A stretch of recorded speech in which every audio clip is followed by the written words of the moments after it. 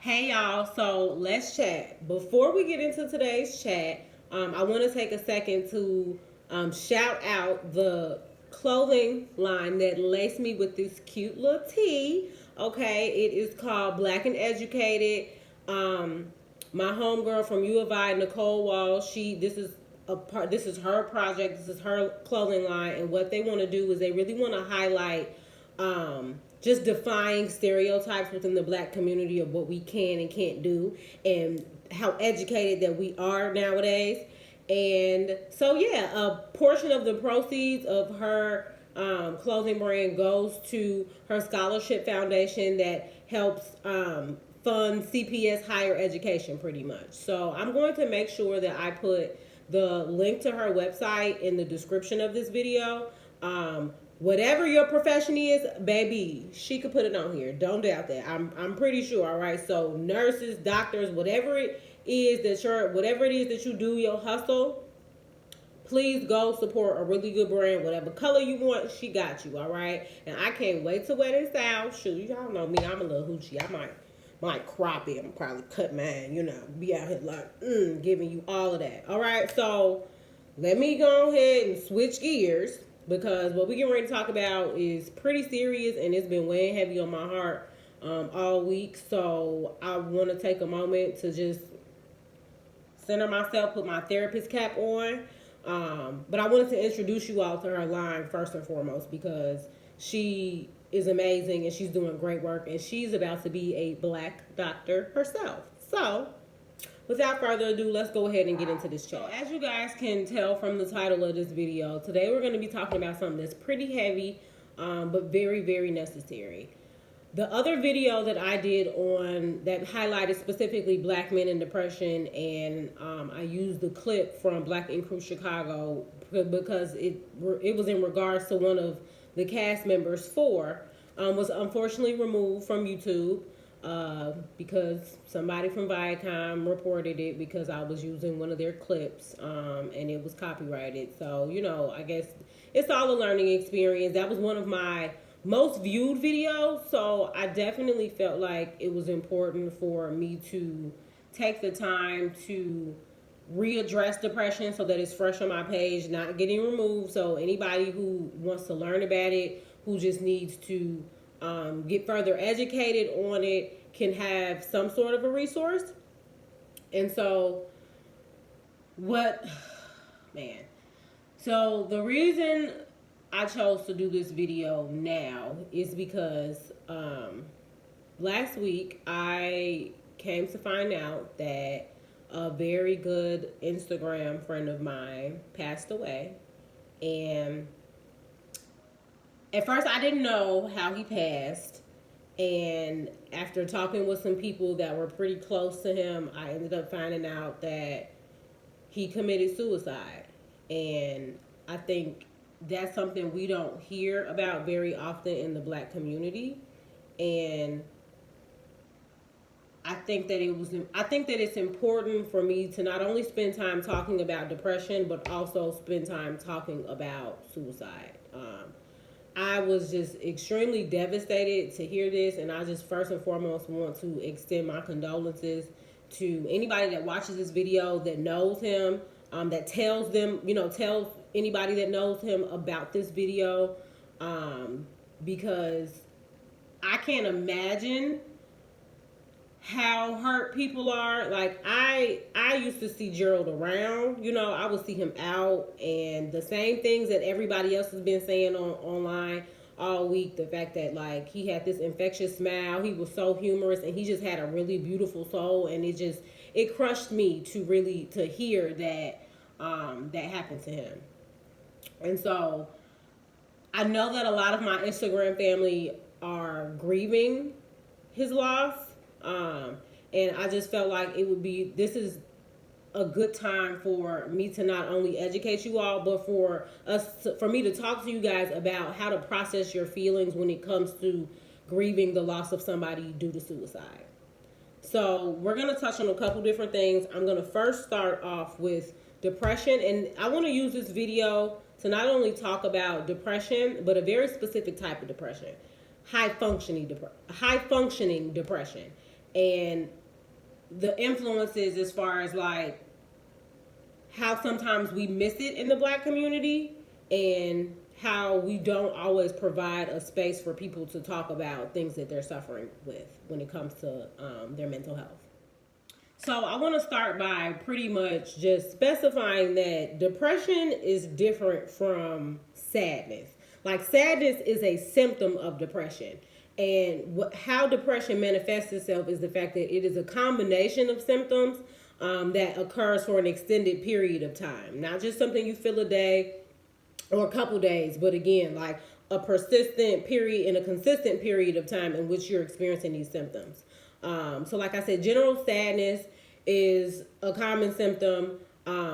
Depression is usually characterized by a loss of pleasure or interest in things that used to bring you joy or you used to find pleasurable. Also you also tend to experience a lot of hopelessness and feeling worthless, and maybe even guilt associated with having these feelings. Another common symptom is significant weight loss or gain, loss of appetite, disruption in sleeping patterns, difficulty concentrating and staying committed to certain obligations and tasks, and a general, sometimes just a loss of energy. And something that we typically see that pairs with depression is a consistent, like recurrent thought process about death. So one thing I want to point out is, like, you don't have to have major depressive disorder in order to feel or go through phases of depression. And something that we talk even less about is high functioning depression. And that's also called persistent depressive disorder, in which the symptoms may not appear to be as severe because somebody is still following through with their commitments or their obligations. However, what we don't see is that internal struggle and the immense amount of effort it takes in order to do these things. And so that's why oftentimes we don't catch it right away. You know, we think of depression and we characterize it as somebody isolating, staying inside, not wanting to be bothered with nobody, a lot of crying. However, depression looks different for a lot of people. And that's something that I touched on in my other video that was removed, which is that for Black people specifically, a lot of our depressive symptoms can manifest themselves in things like, oh, she got an attitude, or being irritable, or just not wanting to be bothered, just being in just a general bad mood. But we're not allowed to feel depressed. Most of the time, people they call us rude or aggressive, or we have an attitude. So those are just a few things that I think are different when it comes to like a race or a cultural thing. Is like, I think Black people, we are just very naturally resilient. So we will push through even though we feel like we are dying on the inside. And we don't want to show that to anybody. So it comes out with this tough exterior, that because we don't want people to see us be vulnerable. So a few symptoms of high functioning depression is usually you go to work, you may go to school, you may keep your commitments. However, when you get home, you're isolating, you're sleeping a lot, you're having a lot of crying spells. Again, not really necessarily doing it out in front of other people, but the moment you kind of get into your bubble, everything kind of comes to the surface and you just block out the rest of the world, or you just kind of don't want to be bothered. Another common symptom that I see a lot with high functioning depression is heavy drug use and alcohol use. It is not normal to get off work and have anywhere from a pint to a fifth a day. That is a huge indicator that you could be dealing with high functioning depression. What people seem to forget is that alcohol and a lot of these other drugs people like to use is a depressant. Alcohol is a depressant. So while you think that, oh, this is just making me feel better, no, it's numbing you. It's you suppressing whatever it is you're trying not to feel. And what happens when you start to sober up? All those feelings come back up. So don't trick yourself or deny yourself into believing that, oh, I'm just doing this because I like to have a good time. No, at a certain point, when you're constantly using substances to help you feel better, it's starting to indicate a problem, and in fact, it's probably worsening the depressive symptoms that are already existent. Another symptom is caretaking. So you get your value from investing in others and putting others first. And that's mainly because these people, they don't see that value in themselves, so they rather disperse it, not have any boundaries, do whatever people need them to do, because that is how they're kind of like hustling for their worth, because they don't have it, like it doesn't come from within anymore. Again, feeling tired all the time, even if you're getting enough sleep, more than enough sleep, and you just always feel lethargic. And sometimes they don't even have to isolate. If you are somebody who, again, and this is a combination of these things, not just one of them, but another symptom can be never liking to be alone. Because by having to be alone, you have to sit with all the pain and discomfort of these feelings that you feel towards yourself. So again, like that goes in addition to like the caretaking, just always investing your time with other people because it is too painful to sit with yourself. Gaining or losing weight unintentionally just because like you don't have an appetite. You look up, the whole day has gone by, days in a row where you have not eaten. And just doing regular things for them usually feels like a chore. And that can mean like, yes, they get up and they go to work, but it may involve them like getting there late because it just took so much energy for them to get up and get out of bed. And on top of that, forcing themselves to engage in social activities. That's a big one. Like people think, oh, when you get depressed, again, you isolate. And for some people that is true. But when you're a high functioning depression, you feed your depression in other ways. And so again, you, instead of being withdrawn, you overindulge yourself. And it takes a lot of force to do that because you don't want people to think there's anything wrong with you. So now I want to switch gears and kind of touch on the suicide piece. Something that I hear often, or I just hear people refer to is like, oh, the person died from suicide. When in fact, people don't die from suicide. People die from depression. Suicide is an urge in which they act on to deal with the depression. It is an urge to solve the problems that come with the depression because the symptoms are just so painful and too hard to bear. So again, like the suicide is the behavior, but the cause is always the depression that eats at them. A lot of people who have high functioning depression that commit suicide, you know, people say like, I never would have saw this coming. And that's because they don't want you to. They put on a brave and a happy face on purpose. They do it for the sole purpose of convincing you that things are fine, especially when they've made up their mind about it. People are, you know, again, we get a lot of that, like they look so happy. And you just never would have thought, and it's because they work so hard to keep up that front for other people. Because the thing is, when somebody has decided to commit suicide, they're committed to it, like literally commit. They are, unless somebody is actively engaged in some form of treatment, some form of therapy, there is a very small chance that you will talk them out of what they want to do. And that leads me to my next point as far as like, I feel like when people commit suicide, the people that are closest to them, they make it about themselves. Why didn't I notice it? Why didn't they come to me? How could I have missed that? And you can't indulge in that because suicide has nothing to do with other people. It has nothing to do with the life that you perceive them to have had, or how happy that you have perceived them to be. It is an individual, and you can even say it's a selfish decision if that's what you want to call it. But it's their right to living. A lot of times when people feel so out of control of every other area in their life, they look for things within themselves that they can specifically control. And one of those things is whether they live or whether they don't. So that is like the ultimate piece of control for them if they feel like they don't have it. The pain and just it's not about. I just really want people to know it's not about the life that they had.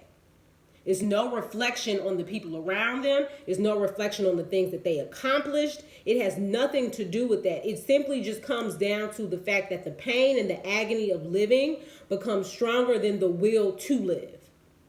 And sometimes they wake up feeling like and being reinforced that like life would just be better without me around. So yeah, it has nothing to do with how they think other people perceive them. It is all about how they perceive themselves within the world and within their circle. So I want people to relinquish that guilt of feeling like in those situations, oh, I could have done more, or I should have did this, or I should have did that. No, don't engage in that, because this was probably the last thing that they were able to do for them. Even if they were the type to give to other people, the last thing they were able to do for them. So don't carry that, because that is them and their wishes and their choice and what they wanted. So don't take that from them and make it about you. Okay? I hope, again, I don't want that to sound harsh. I just really want people to relinquish themselves of carrying that heavy weight of feeling like you could have stopped somebody. Because more often than not, they set shit up so that you cannot stop them. They do that on purpose. Anybody that is serious about committing suicide, they are going to do whatever they can to not be found out. Like, we've literally had clients at my job. They can be in all the treatment in the world, getting all the inspirational messages, all the motivational messages, and they've still made the commitment. When I leave here and I go home, I'm going to kill myself. And that's just a part of them being honest with us so that, it doesn't come as a surprise. And I think, when people voice that, sometimes it's a cry for help. So that's when we have to step in and take it as seriously as possible. Like, a lot of people may have or experience fleeting thoughts of suicide or dying. So, they may think things like, the world would be better if I wasn't around or if I wasn't here. I wish I could go to sleep and not wake up. I think most people have had that thought at one point or another in their lives. And if you think somebody is in a rough spot, then I can just suggest that there are a few things as a therapist or people in the mental health field that we do to assess suicidality. One of the main things that we start off by doing is really thinking about their risk and protective factors. So do they have a supportive environment? Do they have the resources to get treatment or go to therapy, or are they open to that? And again, the risk, the lack of having these things, the lack of having a supportive network, or again, just being impulsive. Impulsivity is a risk factor, because that just means you don't think, people don't think things through all the way. They just kind of go. So as far as how, and again, I'm going to stop by saying there's nothing you can really do if somebody is committed to dying or killing themselves. Like, that's just is what it is. However, what I will explain is, again, how me as a therapist, how mental health professionals, how we assess it. So we look at means, intent, plan, and the ability to control or distract yourself from the suicidal thoughts. So means, does this person have access to a gun, to pills? Do they have access to things that they could use to kill themselves? Is it just something that they feel, or is it something that they're committed to carrying out? That's the intent, So sometimes at my job, we ask our clients to rate their suicidal urge. And then if, let's say, they say my urge is a 9, my urge is a 10. So you hear that, you think that's really high because the scale is from a 1 to a 10. Somebody says their urge for suicide is a 9 or a 10. Okay, let's sit down and figure out. Now we have to look at intent. So does your 9 or 10 mean that, like, you want to run out into the street and get hit by a car? If they say, well, no, that's just them not necessarily understanding how to scale their suicidal thoughts or ideations. For most of the time, it's just, oh, I'm just thinking about it. But when we talk intent, we talking about the dead, and I don't know how better else to phrase this, but the dead ass seriousness of wanting to go and do it, and the urgency to go and do it. And again, the last piece is plan. Do they have a plan of how they want to do this? And then again, we go back to the means. Do they have access to the means in order to be able to carry out the plan? So like I said before, there's really not much a person can do to stop somebody who's made the commitment that they no longer want to live. However, what I do want to share is some of the signs that someone may be thinking about killing themselves. So, first sign can be they have a shift from maybe being sad and hopeless to happy all of a sudden. And you may think, oh, that's just their mood improving. Sometimes it's not. And again, a combination of factors, not just one of the things that I'm getting ready to name, but a combination of them. Because what that usually represents, that shift, is I'm not going to feel like this anymore, so I'm going to go ahead and let people think that I'm okay so I can go ahead and follow through with my plan in peace. That's the logic behind that. And so, like I said, if somebody goes from just being very sad and isolating and withdrawn to all of a sudden they happy, that can be one of the very first signs that there's a reason that they happy, because they get ready to do something that they've been thinking about doing for a long time, and they finally got the gumption to do it. Another thing is making arrangements for like your belongings or your family. So selling your property or giving it away. Just deviating from normal patterns. If you know somebody really cherishes and they love something, and then all of a sudden, they reach out to a friend or a family member and they like, I want you to have that. That's a sign, because people usually want to divide their most prized possessions and have those things in place before they go. Another sign can be spending, and again, don't take one of these and be like, well, people could do that. No, a combination of the things that I'm naming. Spending extra time with your family and emphasizing how much they love you out of the blue. So again, I'm going to come over, I'm going to spend some extra time with you, and you just noticing and being consistent, like, oh, they coming around a lot more. Having those just random moments of, man, I really love you, and you really mean so much to me.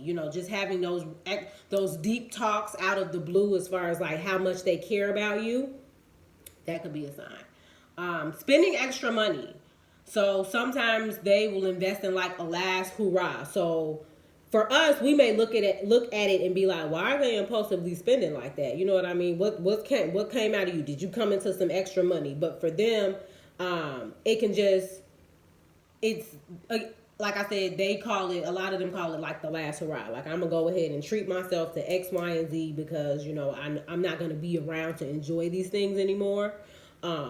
Or I don't have to, on the other side of it, I don't have to pay the consequences for running up my credit card bill or spending or going through my savings, you know what I mean? Because I won't be here to enjoy it. So I might as well, treat myself one last time. They may even, again, take a vacation or just start treating themselves to very extravagant things.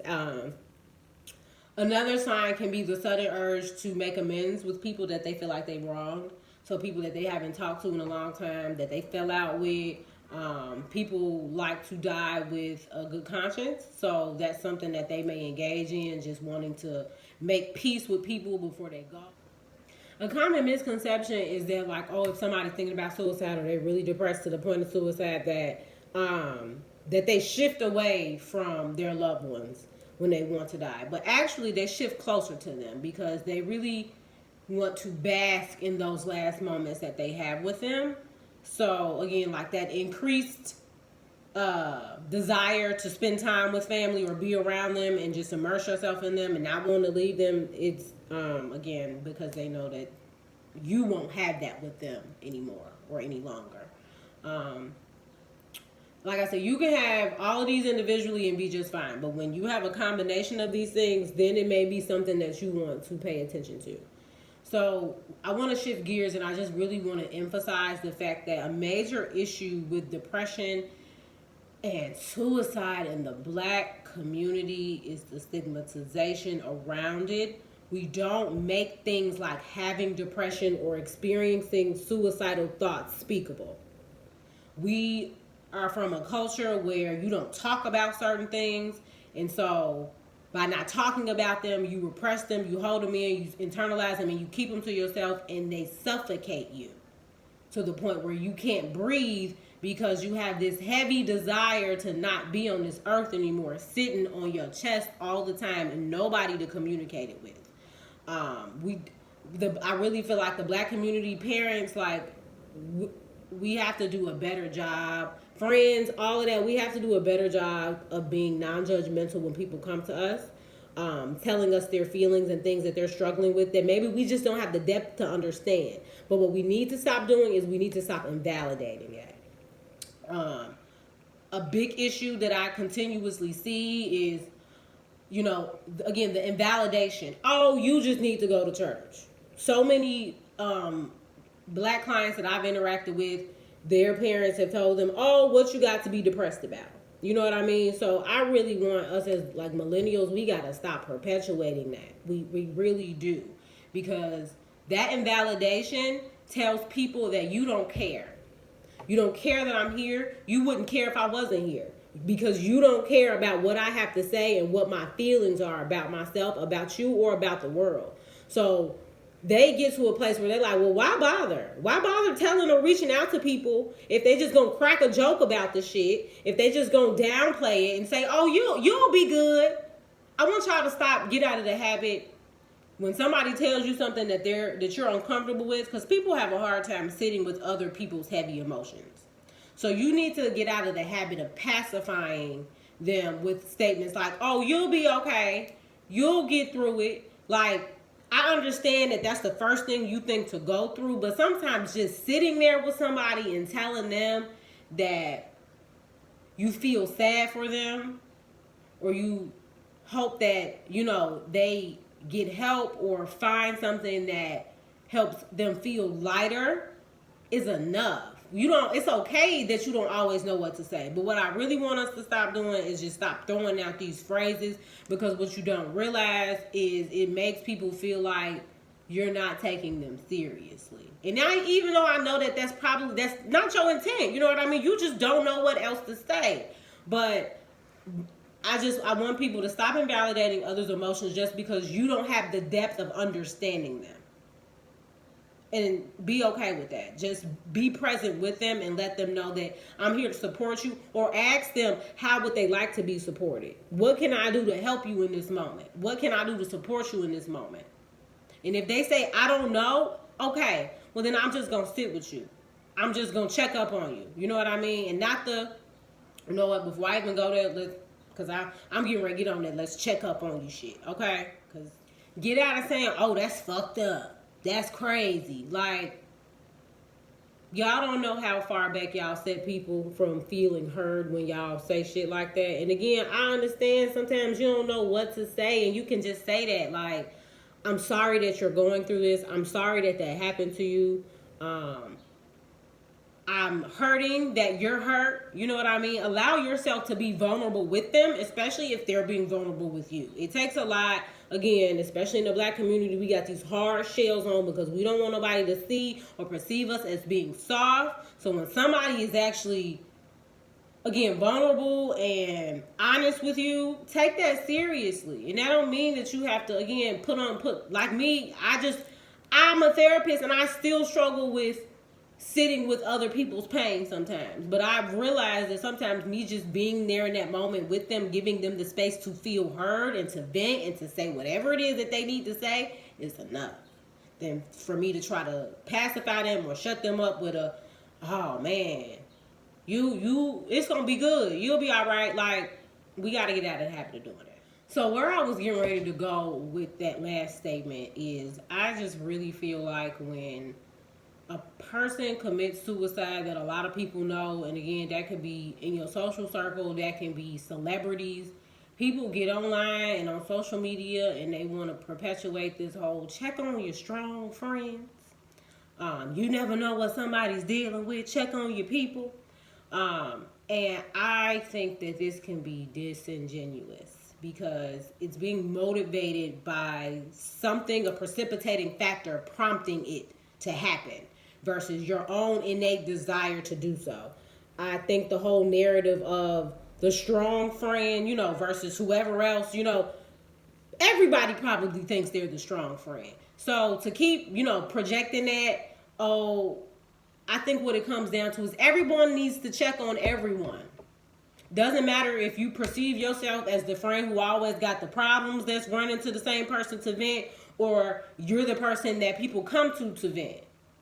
Because you never know who's going to be on what side of the coin what day, on a specific day. You know what I mean? Or what situation can put you, the strong friend, into being the friend who isn't strong. Because at one point or another, we're all strong. So that's why I really want to get people out of the habit of thinking that that's the thing to post. It's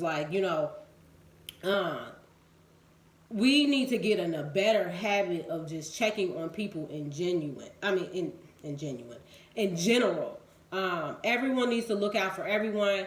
I hate the fact that people like to play that shit off as far as being a bad communicator. We all got lives. We all got shit to do. We are all consumed with our day to day. Stop thinking that your shit makes you more consumed than others, and that absolves you of doing the work necessary to maintain relationships and friendships and with other people. Stop using it as a crutch. Dead ass. And I'm going there because I hate to see that, I just got this and this. Everybody has a life to some capacity. You may perceive others as being lazy, whatever, but the people you talking about checking in on, they got shit going on too. So stop trying to use that to excuse your behavior for not doing the right things. At least acknowledge it. At least be accountable. And at that point, start to do better. I really want people to get out of the habit of using social media as a means to check on people or to ask them how they're doing. I've had to check so many people about looking at my social media and thinking that means that I'm okay. Now, again, I've mentioned this before, me fostering, my pages and all of that, this has now become a part of a job for me. So don't look at my social media and think, she in the land of the living. Yeah, today. And what happens when I'm not here? If I'm not here tomorrow, then what? Because you banking on social media to see how I am. People can post, what we need to remember is people post what they want us to see. People post the things that they think other people want to see. They're not posting the fact that I'm dying on the inside every day I wake up on this earth. Nobody's going to post that. And when they do, what do people do? They crack jokes. Especially the shit that hit the shade room when somebody is literally on their, last leg and, you could call it attention seeker all you want, but that might be somebody's last cry for help. And people think it's an appropriate time to make jokes about it. And it's not. Because that may be their last ditch effort to feel heard by anybody that will listen.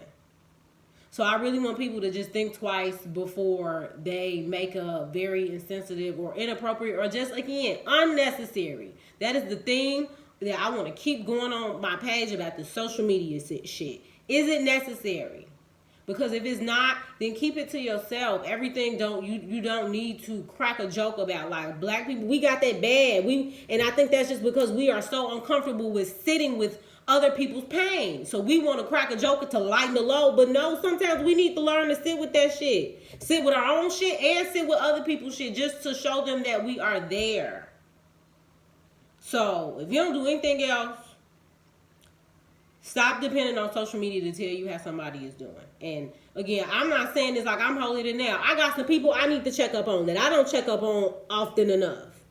I think grief is a very long and uncomfortable process. And I think grieving the loss of anyone is hard, but grieving the loss of somebody due to Suicide is even harder because you sit with all of these unanswered questions that you know you're never going to get answers to, as far as like the why. And I've talked about before that like we can't focus on the why and we can't ruminate on the why because it'll drive us crazy at the end of the day. I really just think if you are somebody that's been affected by somebody committing suicide, that I hope eventually you get to a place where you find peace in knowing that they aren't suffering anymore. Kind of how we do like when older people die or when somebody, is very sick. It doesn't absolve the pain. It doesn't excuse it, like, that we're not going to feel sad or just overtaken with grief behind it. It's just acknowledging the fact that whatever it is that they were suffering with is no more. And to just hope and pray, whatever it is, whatever your spiritual beliefs are. I know for me, I believe in Jesus Christ. So I'm going to speak from that. I think that knowing that they are still in your life in a capacity of knowing that they're going to continue to watch over you and make sure that you're safe, but they don't have to suffer anymore or sit with the pain of knowing that they're here for other people. That's something else that I think I just want to end this on, is that a lot of times when people commit suicide, they realize that they are living their life for other people. They're here for you all. They're not here for them anymore. And that's what I meant by as far as like that control piece. I'm doing this for everybody else. I'm not doing this for me. And if you know, in anything in life, if you do it for other people, it don't work. It don't stick. People who have drug problems, if they go to treatment and they not doing it for them, they're not going to be successful. You know what I mean? It doesn't matter what you threatening them with, what they could lose behind it, don't matter. So, just like I said, find solace, find peace in knowing that this was the last thing that they could do for themselves, especially if they were a giver, which usually, I see a pattern of that, like they give to other people, and this was for them, So I hope a lot of this made sense. I really tried to keep it as organized and as structured as possible. And yeah, I just want to say rest in peace, Gerald. You're going to be missed. Your spirit is going to be missed. And again, to everyone who is feeling this death or has felt the death of somebody who took their own life, just know that they're not suffering anymore. And that's the best gift that they can have, period. Okay? So you all enjoy the rest of your day. And if this brought up some feelings, please take some time, take care of yourself, whatever that looks like for you. And just enjoy the memories, dead ass. Because that's what you have to hold on to. And that's what they created with you for a purpose. So that it would at least have those in their absence.